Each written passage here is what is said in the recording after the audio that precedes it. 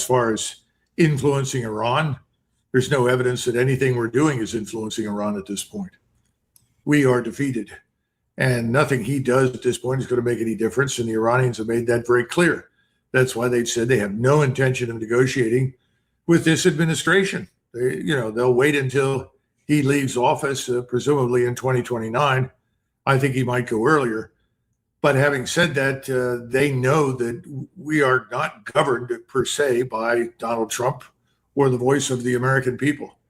These institutions and the people in them have all been purchased by the Zionist Jewish billionaires who are actually in control. And there's no point in talking to them. You might as well try to talk to Netanyahu. And I think they know that's a waste of time. Let's take a look at some of the economic stuff here, because there is a school of thought that there are those here, and we're going to see some of those voices later in this show, that are saying, hey, there's economic pain on Iran, and there's some on us too, but it's going to hit them harder. But there is one factor. You mentioned the fertilizer. There's another factor that's right now with jet fuel is actually getting closer to being a critical issue. There have been some analysts I saw just yesterday that said there's maybe 3 or 4 weeks left that can handle the current economic activity at the current status. And then they're going to have to start curtailing and cutting out, either dramatically raising the price of airline traffic, and that's everything, not just passengers, but also transport, et cetera. Or they're going to have to start cutting routes because they just physically don't have enough jet fuel at any price. You see U.S. carriers are also taking a financial hit. That's something that will probably hit before the end of the month. And without the strait being fully open, and that means both sides, that's going to be a problem. How are we going to mitigate that?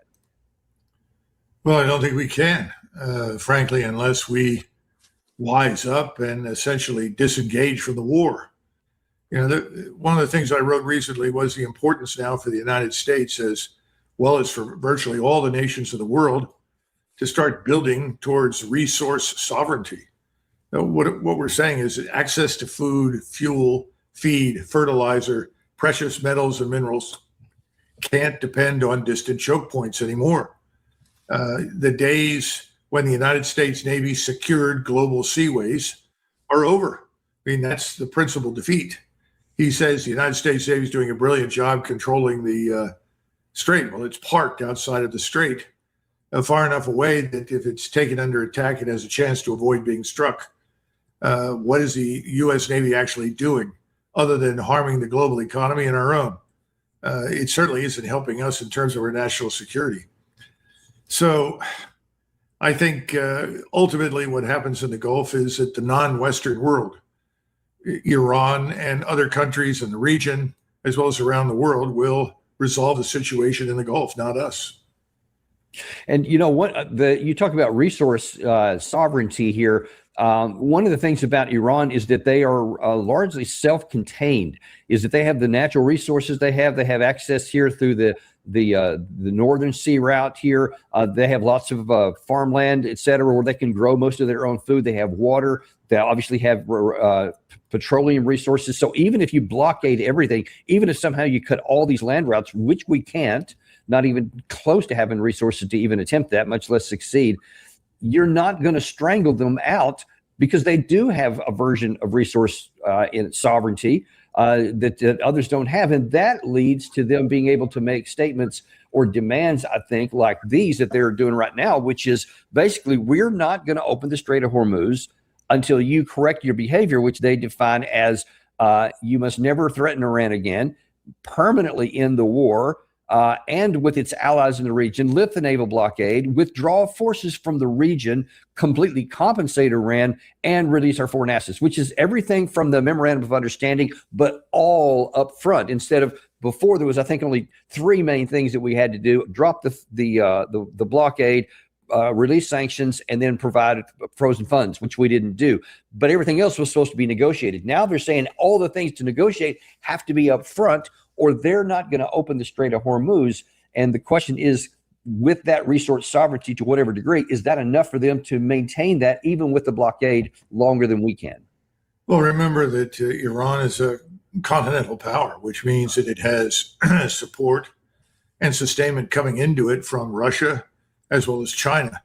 We're a maritime power. Whatever we do has to go 6,000 miles, largely by ship and secondarily by air. And the bases that we're operating from are no longer bases in close proximity to Iran, which means that we've got that much further to go than we normally would, whether it's to launch strikes or to conduct surveillance or anything else. I think there are a couple of other things that we should mention. You know, there's a book called by Norman Davies, and it's a book about World War II, and it's really worth reading. And it compares what happened during the war between Germany, Russia, or the Soviet Union and ourselves. And when you look at that and you fast forward into the current environment, you understand something. Iran can withstand a lot more damage. Their standard of living is not nearly as high as ours. If it suffers, it's not going to be as acutely felt in Iran as it is going to be felt here in the United States. The other thing is that Iran is in an existential war, much like the Soviet Union and Germany were. We're not in an existential conflict. We haven't even declared war, which is not a minor consideration. Then you've got to add something else. The Houthis inside Al-Ansarah have now attacked Saudi Arabia's shipping in the Red Sea. The Saudis aren't moving anything out of Yanbu. They can turn around and destroy Yanbu if they decide to do it. And they can also reach oil infrastructure as well from southern Yemen. So I guess my point is, from a purely strategic calculus standpoint, the Iranians, in Donald Trump's words, hold all the cards, Dan. We don't hold any at this point. And in the meantime, the rest of the world, especially in the Middle East and Southwest Asia, is rearranging itself in real time. You now have this new alliance between Saudi Arabia. I don't want to say alliance, but it's clearly a security alignment between Saudi Arabia, Turkey, and Pakistan. My understanding is that the Egyptians are now under a lot of pressure to join it. And I think there's a lot of evidence that they may well do that. So that means the largest, most powerful Sunni Muslim Arab states, plus the Turks, plus Pakistan, will be aligned against Israel. I mean, absolutely, unquestioningly aligned against Israel, and secondarily against us. And it's not a direct attack on us, but it's a recognition that we've demonstrated we can't protect anybody in the Gulf. And as a result, they're going to form an alliance that's designed to protect them on their own without help from us. So I think this new Turkey, Saudi, Paki, potentially Egypt defense pact is crafted to halt Greater Israel and replace us in the Gulf. And, you know, one of those constraints, you talked about resource sovereignty. We don't seem to even have that because our resources in the military realm are running low. There was an interesting exchange on Fox News yesterday, not in the direction you might think, although some of those are coming, with Dan Hoffman, former CIA station chief that's on a lot of national security issues. And in this exchange here, he's going to use a lot of the buzzwords about how bad Iran is and they're terrible and all this stuff. But listen pretty carefully, because he's going to admit something here, that there is a major shortfall in our military resource in the absence of sovereignty because of our defense industrial base from 10 years ago. We could draw the inference that we're pausing on military strikes, perhaps because some of our stocks have been depleted. What I would emphasize from my experience serving in the intelligence community and deployed overseas for years in war zones with the U.S. military, this is not like a water faucet that you can turn on. If we're talking about our defense industrial base, this is something we want to build out. We should have been building out 10 years ago. And so if the Trump administration is doing this now, and Deputy Secretary Steve Feinberg has taken the lead, and that's good because he's had extraordinary experience and success in the private sector, that will be good for 3-4 years down the road. We need to do this, and the Congress needs to be briefed, and they need to be supportive, I think, of what is an astronomically high defense budget, but it looks like it's something that we need to be doing. Now, he also went on to talk about the debt that we have, and I'll talk about that separately because that affects it. But he's admitting here now that, and this is something you've always said, even on our show and in your books, that you want to, the army, the military that you want to go to war with, you had better been starting it 10 years before, because that's how long it takes to bring these things into account. He's talking about just the defense industrial base is 3 years or more away from even having an effect on what's going on now. But Doug, we just talked about, we've got 3 or 4 weeks to make some kind of a decision here, or we're going to be in a world of financial hurt. Well, Hoffman and Feinberg are both Israeli firsters. So they're going to find an excuse to do whatever is possible to pour more money into this war against Iran. And for that matter, into any conflict that is either anti-Russian, anti-Iranian, and for the most part, anti-Muslim, anti-Islamic, let's put it that way, in the region. We have no interest in that as a country. There's no reason why we should be engaged in any of those things. So let's get that straight. Secondly, yes, he's telling us now things that we said a very long time ago. I don't know how many times I've written it, and I wrote it because I was being told these things by friends in the industry, friends in Lockheed Martin, Raytheon, Northrop Grumman, GD. We have no surge capacity, none. That's something that we lost a long time ago, and no one cared. The biggest problem we have is that the whole force posture is designed for the short war. It's designed to essentially beat down weak opponents that have little to no air and missile defense, and certainly no significant naval or Air Force capability. Those days are over. And what Iran marks is a fundamental sea change in the history of international relations. Iran is a former great power in the form of Persia. It now has the human capital as well as the scientific industrial knowledge to build enormous quantities of missiles, long, medium range, strike, tactical ballistic missiles, unmanned systems, whatever it is, within the framework of this new technology for space-based surveillance. It gives you persistent surveillance and instant targeting data. This is a revolution for which we were completely unprepared. We should have been, because you and others and I have talked about what was done under Surovikin when he established the strategic defense at the end of 2022 that had inflicted such terrible damage on the Ukrainians that made it impossible for the Ukrainians to mass any significant numbers of forces. And whenever they did, they lost them. We paid no attention to that. And we assumed from the outset that Iran was not what it is. Iran was a weak power. Iran was incapable of withstanding the might of the United States military. You know, all the sort of self-congratulatory, narcissistic crap. All of that has fallen short. We should be disengaging. We should be returning home, focused on what's important here, and studying carefully what we need to do for the future. Because right now, we're not really postured in a different way. We haven't fundamentally rethought the structure. We haven't raised any of the critical questions. You know, where do we fight? How do we fight? How do we get there? With whom? And so forth. All of those things had to be answered differently now and from now on. Feinberg's not going to do that. Hoffman certainly won't. Nobody in the administration will. They're all focused on one thing. And this is the problem when everybody says, well, why doesn't Donald Trump simply recognize the futility of continuing and end it? Well, how does he explain that to the people that put him in office? How does he explain that to the people that control the House, the Senate, and the White House? Well, he could explain to them by saying physical constraints prohibit us from doing that without basically committing national suicide. We'll see how that's going to work out. But sticking with this part about here, okay, there's no surge capacity that exists. They've tried to, and it's just incrementally moved out a little bit. But even Hoffman later in that same interview said, listen, even that something in the next 2 to 3 years is going to be hard enough because we already have nearly $40 trillion debt hanging over us, and you just can't keep adding to that without eventually that collapsing on top of us. Or do you think he's wrong? Can we literally just forever keep adding to the national debt? No, we can't. But what people will ask you, and this is where Nassim Taleb, he talks about the black swan, these events. And what he'll tell you is that we have a swimming pool full of black swans right now.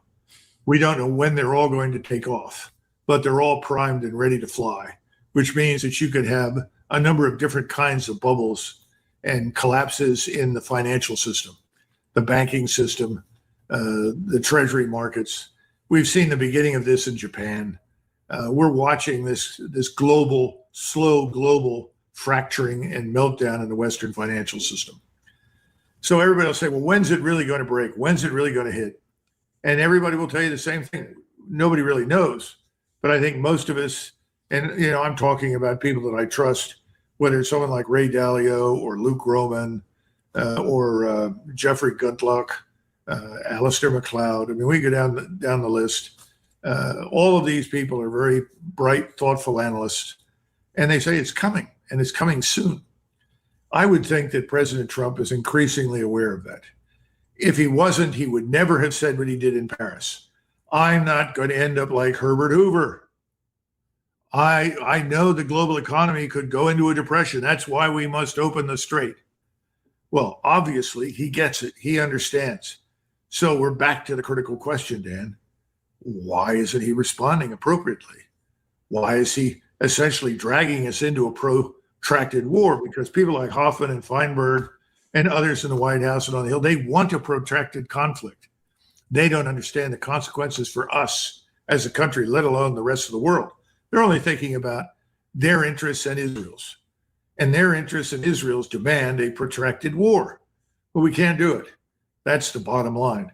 I wonder how long it's going to take before President Trump figures that out, because you and I know there's a lot of evidence for a lot of unhappy people in the armed forces right now who've had to live under miserable conditions at sea for months and months and months. You get at some point revolts, rebellions. And I don't know if we'll get it, but it's not impossible. I mean, nobody that's been to sea for any length of time can appreciate how bad it is right now in the Indian Ocean. Well, one has to ask the question, though.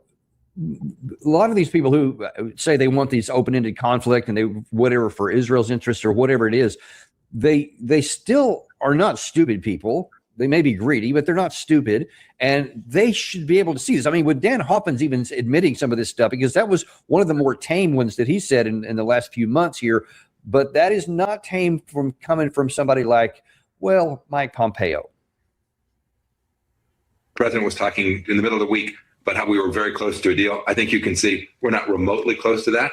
The Iranians are not yet willing to give up because they're not business people, because they are terrorist thugs who want to destroy Israel and the United States of America. And so the blockade will have to continue, not to put pressure on the Iranian people, but to put pressure on the regime itself. And I think that's the path that President Trump has chosen to go down. One of the objectives I know President Trump is driving towards is getting energy prices back to normal, getting the strait actually opened. While I agree with the president that we're in control of who's coming in and who's coming out, it's not free commercial travel there today. It's just, you can see it by the insurers' unwillingness to insure ships that are moving through the strait. To get back to that place that we want to, I think it's going to take more than just economic pressure. I think it's going to take more continued military efforts as well. And I think the president will come to that same conclusion. Yeah, so he's still obviously saying that going back to war. Maybe I'm giving him too much credit. Do you think he actually does believe that, yeah, we just need to go back to military and that will force the Iran open? He believes what his donors tell him, and he will do what his donors want him to do. He's in a position very similar to President Trump. He's on the payroll. He's part of the group. This man is not going to back away from any action, regardless of how stupid it is, let alone stand up and make it clear that we as Americans have no strategic interest in this war. We're not interested in going to war with virtually everybody in the region. We're not interested in killing Muslims everywhere. We're not interested in killing anybody anywhere at this point. There's no reason why we should be. I mean, these are the kinds of people that have been telling us for years, nuclear warheads are on their way in Iran. Soon they'll be on missiles. And then New York City and Los Angeles are at risk. It takes me back to the 1960s. Why didn't Lyndon Baines Johnson nuke China when we identified that they had nuclear facilities? What made China different from everyone else so that he wasn't necessarily concerned about that?